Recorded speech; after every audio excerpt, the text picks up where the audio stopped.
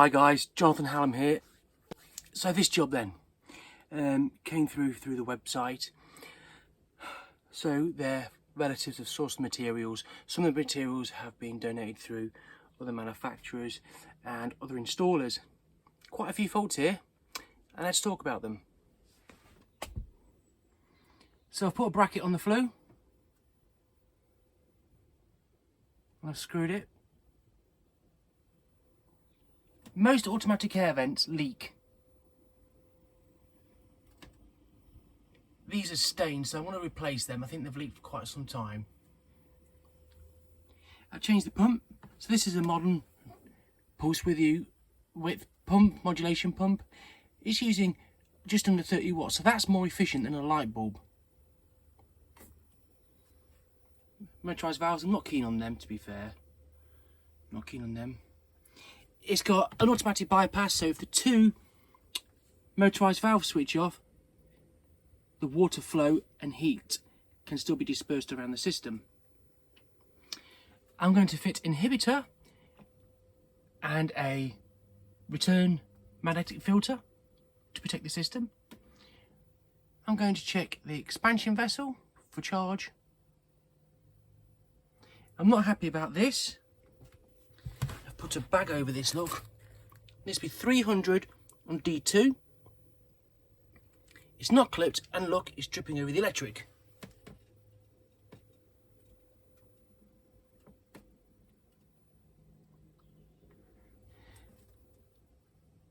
The PRV, pressure release valve, was leaking.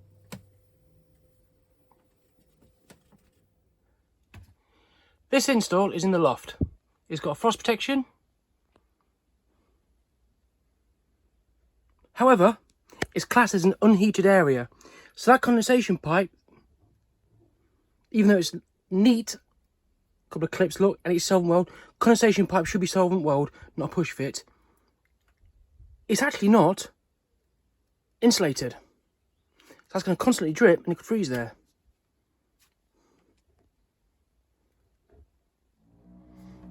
Here we have another fault.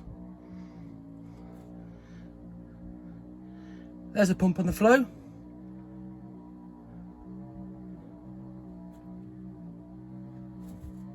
Spot the mistake. The expansion vessel. The expansion vessel should be on the return.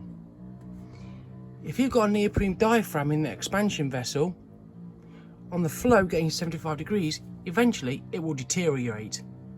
So that expansion vessel should be on the return. So guys, a bit of a recap. White expansion vessel is for unvented systems. Red is for heating. Blue is for potable water. So you've got your composite valve that comes in.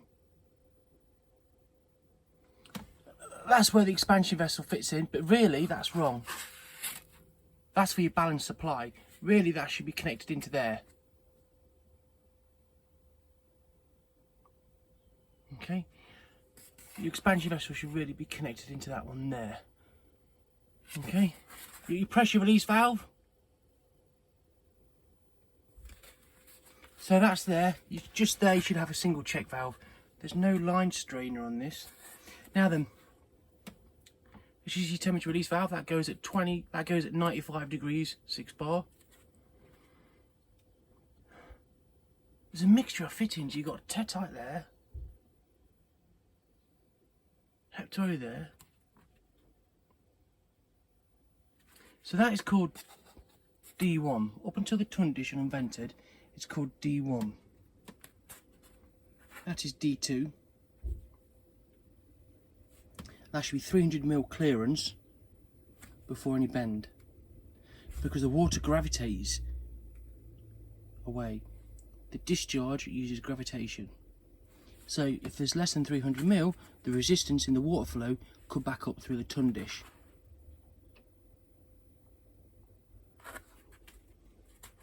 Immersion. Immersion comes with an eco.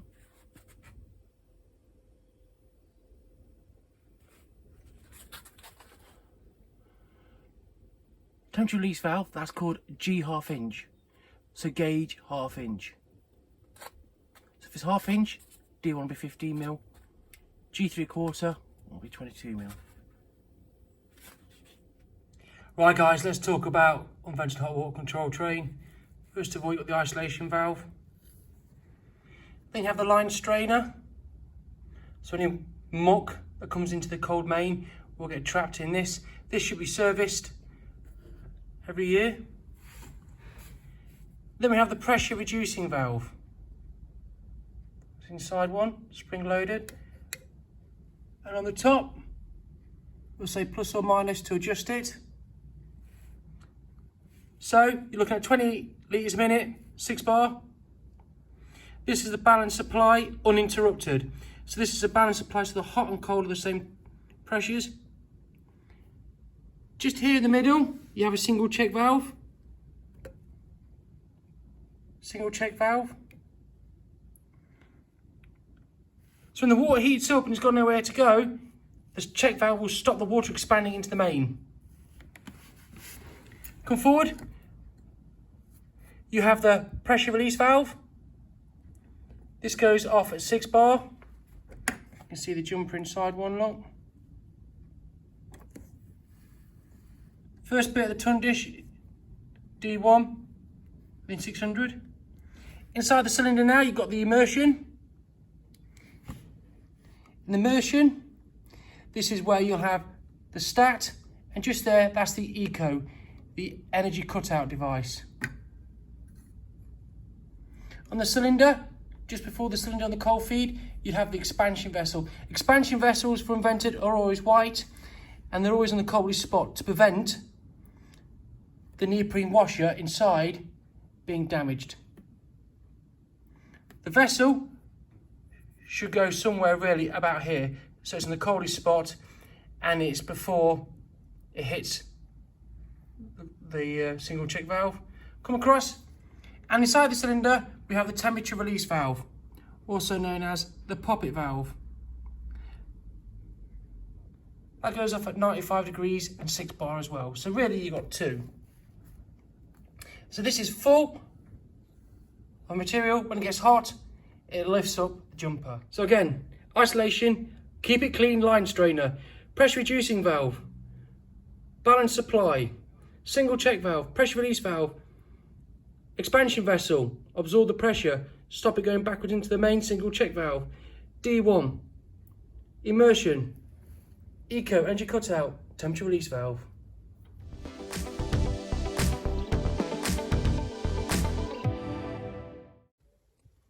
So I'm just going to put some jointing compound. It's old, it's a bit dirty pipe work. Not risking it. Now then.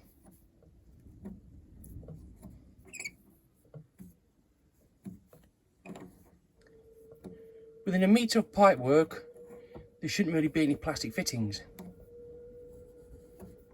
That's tight. The first connection of the boiler, I would really recommend a compression. So if there's any issues, especially on a regular or a system boiler, if there's any issues, it can be dismantled. But that's pretty naughty, that, to be fair. So you can actually buy these to come with a 1/2 inch male iron straight with a single check valve in. So you screw it into it. When you unscrew it, there's a single check valve inside, so you don't have to drain it down to replace it.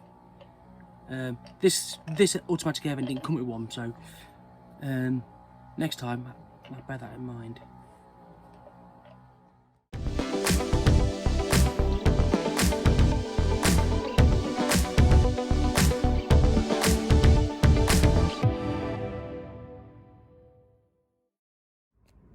So when it comes to automatic air vents, you can actually service them, unscrew the head, pull it out, and you will see a float mechanism inside. Give it a wash, give it a brush, and it'll probably seal it. So there's a float inside with a little O-ring. Also, there's various methods to isolate these. Drain the system down. On this one, if you turn the black shaft, it'll close it or open it. So you can take the head off to service it. This one, you can open and close it, but it also has a single check valve.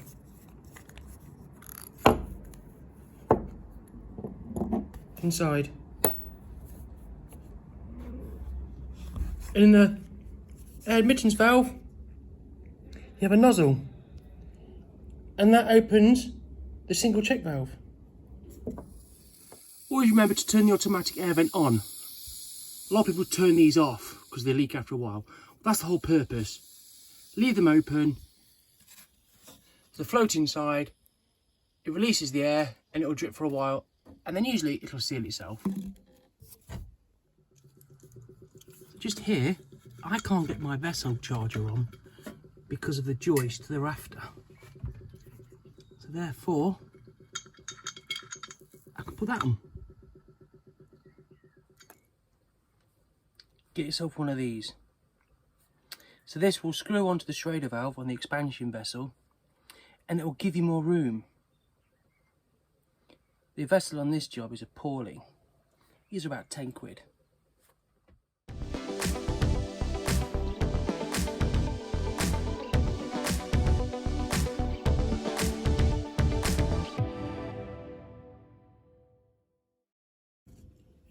So I'm just putting some leak detection fluid on this, see if I get a bubble off it.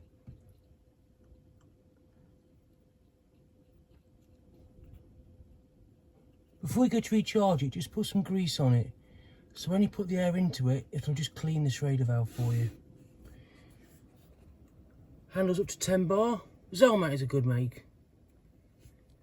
Pre-charge pressure, says there about 3 bar. So what they've done here is, on your composite valve, the cold main comes in, you've got a pressure reducing valve, and here you have a balanced supply. So the cold supply can be the same as the hot supply. But just here is a single check valve. So the idea of the balanced supply coming from here, so if that single check valve fails, you've still got cold water. So they've connected the filling loop for the heating to the balanced supply, which isn't bad, I suppose. But the vessel is irrelevant. It's not doing its purpose. It's not filling its role as a safety device, because each time the water gets hot, that single check valve shuts off. It's isolated. So there you have the single check valve.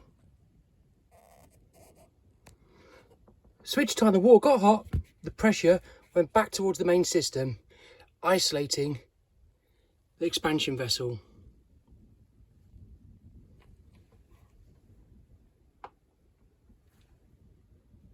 So now the expansion vessel will be connected to here, across, then up. So it'll absorb all the expansion.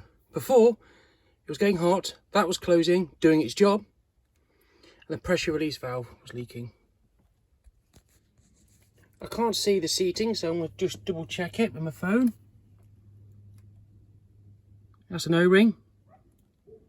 I'm happy with that. So because of the faulty expansion valve position, I'm going to change this pressure release valve. So I'm going to check they're both the same. This one blows off a 6 bar, this one blows off a 6 bar. Max temperature, PN, max temperature is 95, and this one is 110. And that's the old one. And this is the new one.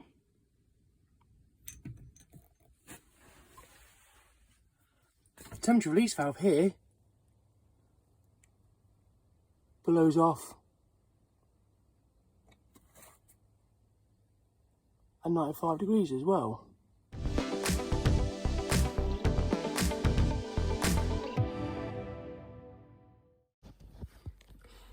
So they've got a problem with their underfloor heating, always on, no matter what. You turn the thermostats on or off. So the room stat seems to be breaking contact. The next thing, this has a blending valve at the top, the red one, and has a pipe thermostat. So when that gets to temperature, it sends power supply. So what I'm thinking is maybe it's faulty or seized. It's not even connected.